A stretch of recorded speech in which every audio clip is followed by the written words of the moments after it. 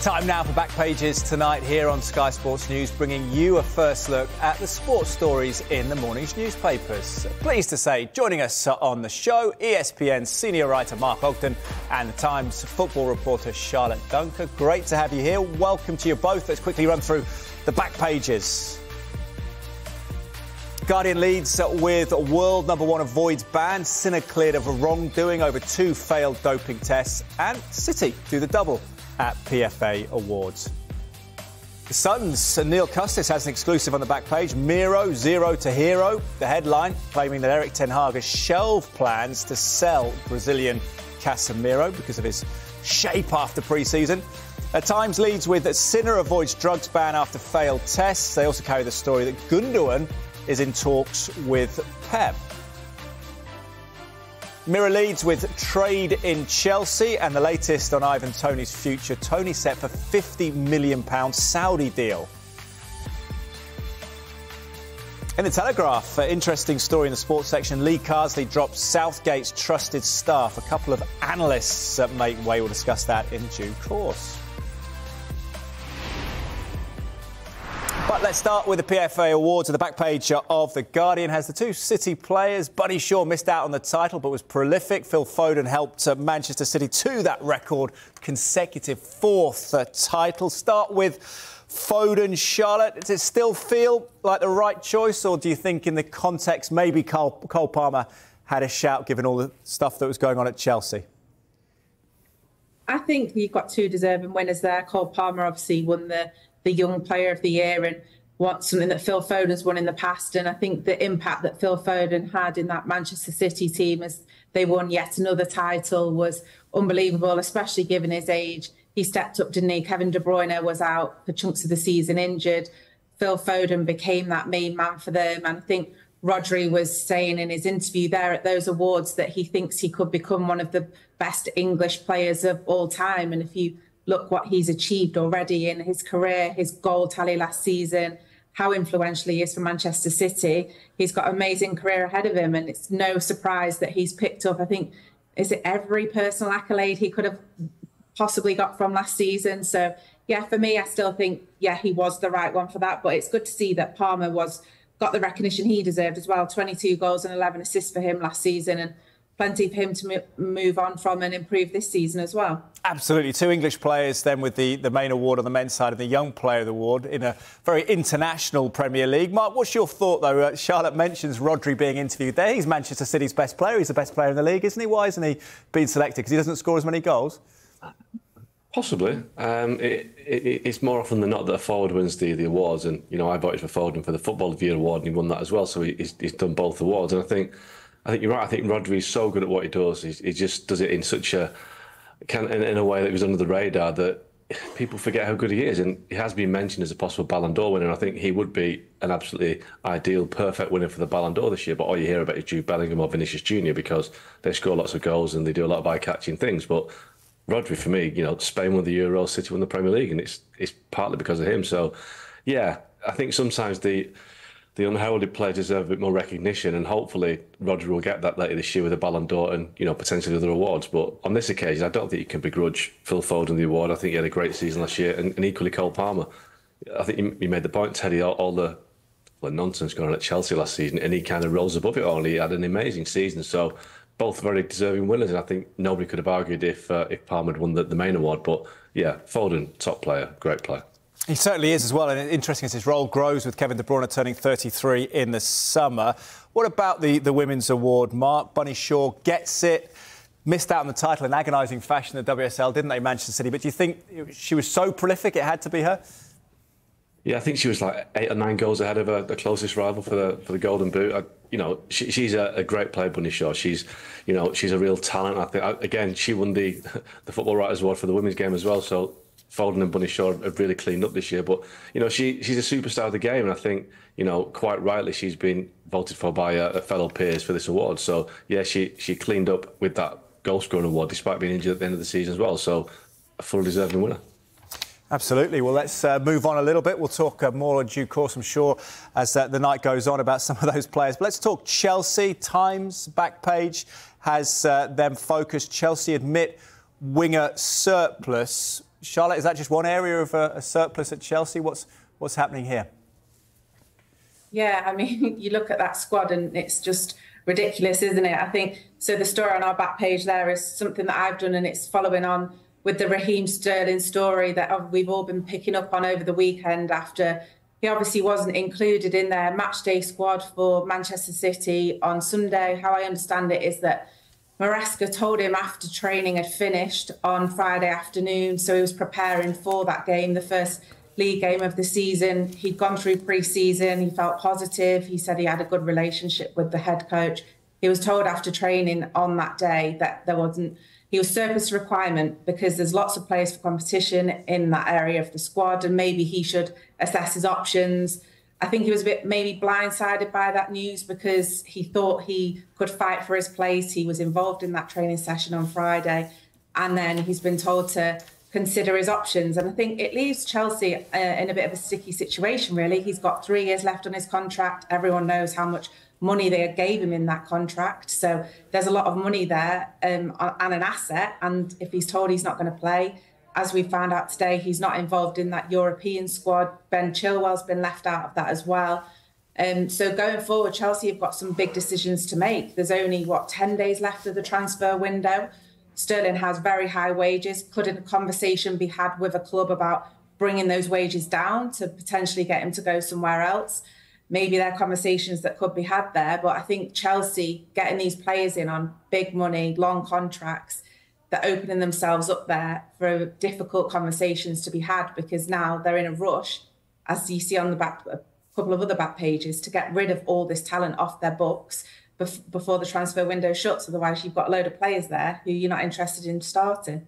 Indeed, on that note, we can go to the back page of the Mirror, Charlotte and Mark. Trade in Chelsea is the headline. Blues face a mad dash to offload £200 million of talent before deadline. John Cross reporting that Conor Gallagher's flown back out to Madrid, could be quickly followed by Raheem Sterling and Ben Chilwell. They're not in a great negotiating position, are they, though, Chelsea, Mark? They're not going to get top dollar for these players.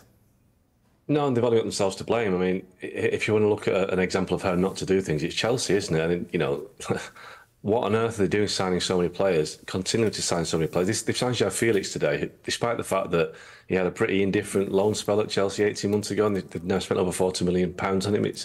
None of it makes sense. And, you know, Enzo Maresca, again, I'm not sure he's too convincing right now. I'm not kind of very impressed by how he's going about this, because, you know, Raheem Sterling could play quite a big part in Chelsea's pre-season. Then you get to the weekend before it starts and he's not playing, and he's kind of bemused by it. And I'm not sure these decisions that are being made are Maresca's decisions or the club decisions. But I think if you're the manager of Chelsea fans are used to big personalities like Mourinho, Tuchel, Conte, Ancelotti. They want a coach who's prepared to, you know, be front foot and talk about what his decisions he's made. And with Maresca, I'm just hearing, I don't know, excuses or, you know, lame reasoning for what he's doing. So, but I don't think he's in control. I think the people in control are above him, and they're signing players that he might not need. They're moving players on that he might want.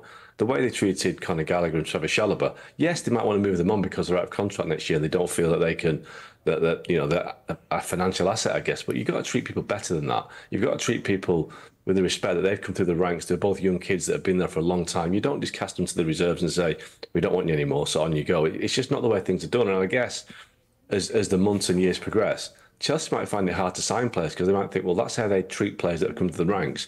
What are they going to do with me? If I want to go, what about all these players that have got 7-8 year contracts that might not be happy there? So Chelsea are just doing everything so badly. They're doing it all wrong. And I think the next 10 days is going to be chaos because they've got, like Charlotte says, lots of players to move on who are on massive wages that the owners have sanctioned, big fees, and they're going to lose lots of money. And none of it makes any sense. No, Raheem Sterling, a very high-profile player as well, Charlotte. On his case specifically, how does Raheem Sterling handle it? It's quite delicate, isn't it? Because he turns 30 in December. He's not going to want to reduce that high-paid contract, which may be his big final contract. But at the same time, he'll have aspirations of playing for England. Yeah, of course. And I think when you speak to footballers in their camps, obviously a lot of it is all about playing, isn't it? They all want to play. They say that byproduct of that is that they earn a lot of money. Everyone knows he earns a lot of money, that Chelsea put him on. That was the contract that was negotiated there. But everyone's saying he's got nowhere to go. Who can afford to pay his wages? The only place that can afford to pay his wages is Saudi. but none of us have been involved in those conversations. How do we know that he might not agree to take a 10%, 20% pay cut if it means possibly he can stay in the Premier League? He could have a massive impact for another Premier League club, maybe if his wages were a little bit lower. I'm sure in the next 10 days, they might be conversations that could be had. Otherwise, Chelsea, if they have to pay off the rest of his contract to let him leave, I think you're talking in excess of about £70 million. So that just is money down the drain, isn't it? So I think from a business perspective, there's a lot of decisions to be made. From a personal perspective for Sterling, he's got a young family who are settled in London. Is he going to want to go to Saudi? I'm not sure he is. So I think it's going to be interesting to see how this one plays out in the next 10 days for sure. Yeah, difficult times for all parties concerned there. Back page of the Mirror on the Saudi note, Mark. Tony set for £50 million Saudi deal. John Cross again reporting that the Bees want around £50 million for him. Al Ali closing in on that £50 million deal. The 28-year-old is ready to make the switch to Saudi Arabia. Does that line surprise you, Mark? Well, I'm not surprised by the deal and the fee. I think that he's a good player, Ivan Toney, and Brentford are right to push for that fee. I'm a little bit surprised that he might be ready to go because he may have to go at the end of the day. This move would set him up for the rest of his life. But I think that if you're Ivan Toney, whether you're prepared to just sit tight for maybe a week and see if an Arsenal or a Man United or even a Chelsea comes knocking on your door, because he's got something that those clubs need. He's a goal scorer, he's a striker, he's a proper centre forward. And I think if he can just bide his time and sit tight and be patient, because he's got to think about the World Cup as well in 2 years' time. That is an opportunity for him. He'll only be 30 at that point. By going to Saudi Arabia, does that end his hopes of going to the World Cup? Probably. So, yes, the offer's there from Saudi Arabia. I guess the risk for Ivan Toney is if he sits tight for a week and see what other options come up and come available, it might mean the Saudi offer goes away. But if I was him, I'd just sit tight and see if a big Premier League club comes in, because he's definitely good enough to make that step up.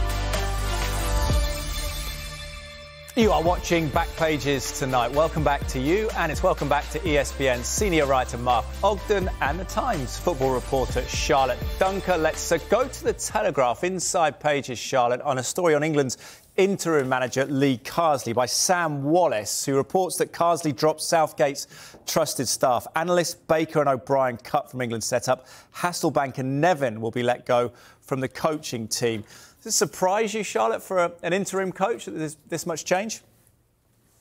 Not really. I think we see it a lot with modern coaches and modern managers, don't we? That it's not just them, they come as a team. And we know that the success that Lee Carsley's had with the under-21s and that they won the European Championships last summer. So he's got his trusted people who he believes are right to help him with the job. And yes, he has been appointed interim manager, but we've all seen interim managers who've then been given the position for the long term as well if they do well. So he knows as well as everyone that this is a really good audition to show what he can do. So he needs those people around him who he can trust and who he believes have helped make not just him a success, but the team a success as well. So to me, I'm not too sure it's too much of a big surprise. It's time to draw a line now under the Southgate era and move on. And I think this is maybe the first steps of him showing he's doing that. And he did say last week that they want to put their stamp on this England team. So this is certainly one way for them to do that. What do you think, Mark? Is it normal for an interim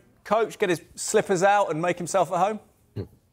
I think this might be more of an FA thing, to be honest, because obviously we mentioned people like Jimmy Hasselbank, his contract has expired, I think. So the FA would probably be a bit foolish to give people like Jimmy Hasselbank and other coaches an extra year's contract if they're going to bring in a new manager in 6 months' time who wants his own staff. So maybe it's more of a kind of a management decision above Lee Carsley. But I think Lee's bringing in some of his under-21 coaching staff as well. So, Lee Carsley's his own man. There's no doubt about that. He will want to make his own changes. But I do think these seem more like FA decisions that are taken above his head rather than something that Lee Carsley would have insisted on.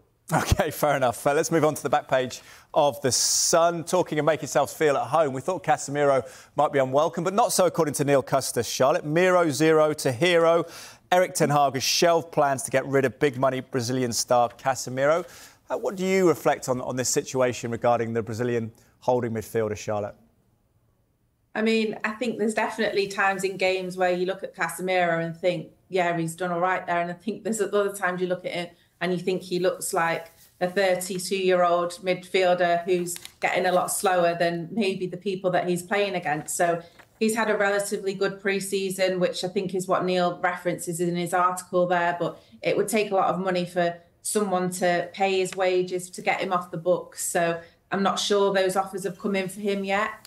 Manchester United do need a squad. We know that they're in for Ugarte, and maybe that they're hoping that will happen before the deadline next week. Another midfielder to add to the ranks, I'd see maybe Casemiro as a squad player. I would think if you get someone a lot younger, a lot fitter, a lot more mobile in your team, I can't see him starting every single game. But if he's on the books and there's no one there to take him off, then why not keep him? And he's definitely a useful squad player, isn't he? He's got lots of experience, knows how to win. So, yeah, a positive Manchester United story coming out for once. Indeed, I know Ten Hag's been impressed, hasn't he? But much more svelte, I think, Casemiro, it was how he reflected. Not sure in those exact words, Mark. But the story by Jason Burt in the Telegraph as well. United offered Ugarte on loan as PSG push for deal. Are those stories in conflict, or could Casemiro and Ugarte both work as holding midfielders this season? No, I think if they get Ugarte, then Casemiro would fade away. And I think, listen, Casemiro's had a good pre-season. He had a half-decent game last week against Fulham, but it's August. And I think we have to come back and look at this maybe in October time, November time, when Casemiro's had to play a lot of games and he's struggling with the intensity, which he has done in the past. And I think United need younger legs in midfield. It's a reality they can't escape. So if they get Ugarte, Kobe Mainoo, I think that's your two. Scott McTominay may yet stay. That gives them more legs. Obviously not got Casemiro's experience or quality, but Casemiro, it's just not cut out for the Premier League now. He's not got the engine that he once had, and I think United need to look forward, and I think Ugarte is a solution to that. OK, looking at bringing midfielders in, let's talk Barcelona in the Telegraph as well. Sam Wallace, chief football reporter here. Chaos at Barcelona, financial black hole and a revolving door. Just above that, Dani Olmo, they want him in, Charlotte, but they have to move players out in the meantime. İlkay Gündoğan potentially one of them. How bleak is the situation at Barcelona, and how cautionary a tale is it, Charlotte? Those people are complaining about profit and sustainability. Some clubs need it, don't they, to contain themselves?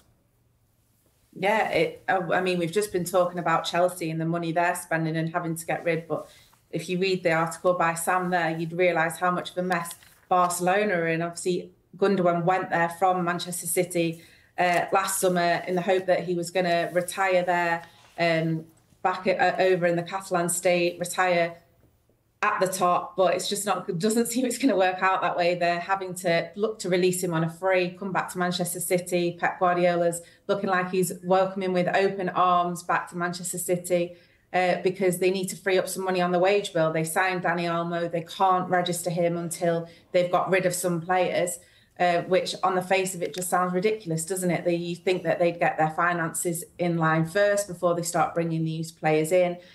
So, yeah, that's the situation they find themselves in. But it could mean that we get to see Gündoğan, who we all know is a very classy midfielder. He had 7 excellent years at Manchester City, back in the Premier League this season, which I'm not sure many of us were expecting, really.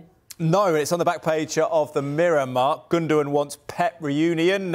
David Anderson reporting that. He's 33, 34 this year. Mark signed off in such style in the FA Cup final. Is it a good decision to go back? What do you think? It's a strange one because I think you look at City and they don't lack quality midfield. I think what City, they don't lack anything, to be honest. I saw them at Chelsea at the weekend. They look like they've got strength in all areas. But I think the one area they do actually need a bit of reinforcement is up front. Julian Alvarez is left now, and I think, Erling Haaland will score goal after goal after goal. If he gets injured, they haven't really got many options. So if I was City, I think I'd prefer to look for a new forward just to bolster their attacking options. Gündoğan, I'm not quite sure what he brings apart from a familiar face, quality, but they've already got that. So it is a strange one, definitely. It's not one that any of us would have seen coming a week ago. No, we'll keep our eyes on that one. İlkay Gündoğan potentially going back to Manchester City. Let's talk about Yannick Sinner, who, as things stand, is going to be part of the US Open world #1 men's tennis player, despite 2 failed tests. Your paper, Charlotte, Sinner avoids drugs ban after failed tests. We hear about strict liability, don't we, from WADA, who may well look at this case. But does this bizarre situation really illustrate just the complexity of doping analysis? I think bizarre is probably the best way to describe it. I think is to do with having a spray that was sprayed onto an open wound on his hand.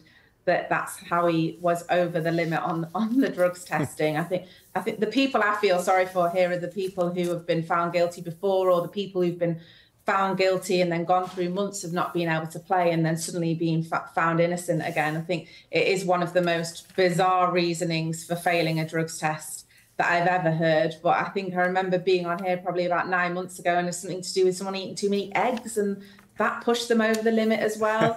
So maybe I'm just not clued up enough on failing drugs tests. So it's a good job I don't have to take any. But yeah, it's a really bizarre story, isn't it? It's difficult to define precedents as well, Mark, isn't it? It is, yeah.